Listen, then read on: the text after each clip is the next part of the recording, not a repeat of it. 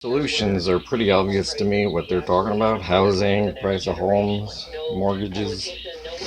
You and I talked about this before.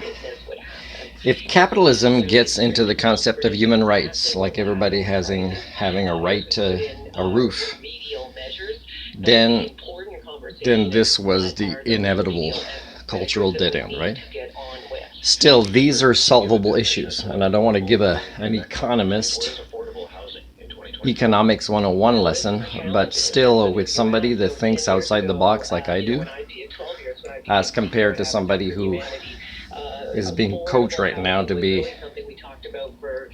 making choices that displease as less people as possible, especially those that don't want to make a loss on a home, is you're not going to succeed.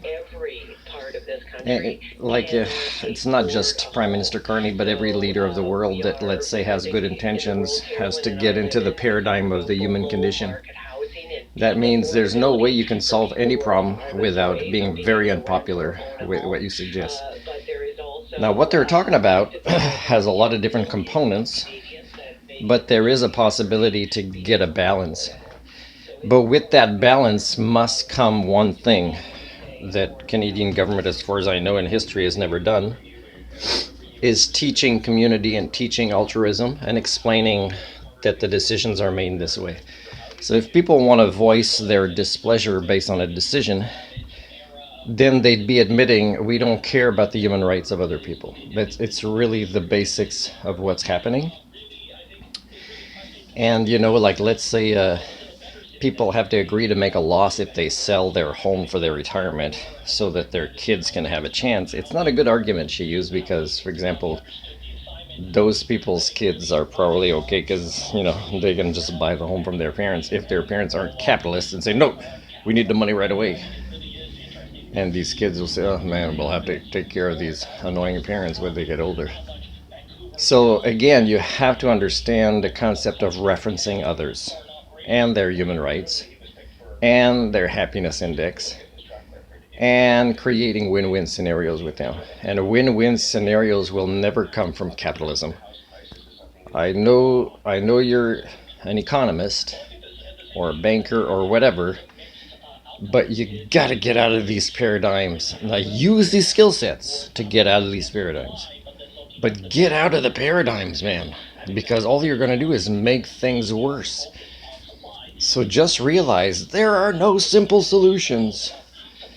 Building and then deciding who gets into this kind of market, these kind of housing, it's too complex. So what you have to do is just teach about human rights. Teach what it's like being homeless. Like, for example, go talk to homeless people. Of course, get them when they're not on drugs or whatever, because that's their slow suicide that our society has forced on them, and that our ridiculousness when it comes to treating mental illness and addiction is ridiculous also. Everything's interconnected. But you gotta make yourself know what it feels like, Prime Minister Carney, to be homeless, because these people that live in a homeless camp and sometimes alone in the forest, it's not that they have a big dream to own a house.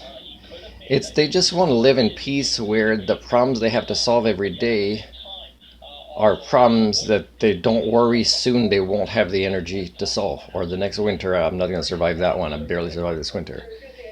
So go see what that feels like, because they don't need a fancy home or to make a profit when they sell that home. It's about living with dignity, and it's about community, because if everybody has this home, or if we kind of pay for people to have a ticket to be carpenter to build, then make it that there's no student loans if you participate in, let's say, 2 projects of Habitat for Humanity kind of homes.